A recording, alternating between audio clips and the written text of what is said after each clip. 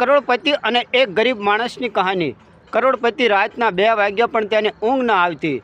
Cigarette પીધી, પડખા ફેરાયા પણ તેને સતાં ઊંઘ ના આવી। એટલે તેને વિચાર્યું કે લાવ હાઈવે રોડ સુધી જાઉં। એટલે તે ગાડી લઈ અને હાઈવે રોડ કને ગયો અને બાજુમાં જોયું તો એક મંદિર। તો તેને વિચાર્યું કે લાવ મંદિરમાં ભગવાનના દર્શન કરી આવું।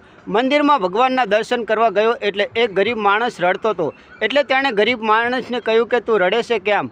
એટલે ગરીબ માણસ કહે કે મારી પત્ની હોસ્પિટલમાં દાખલ છે અને ત્યાંનું કાલે ઓપરેશન છે અને મારી પાસે પૈસા નથી।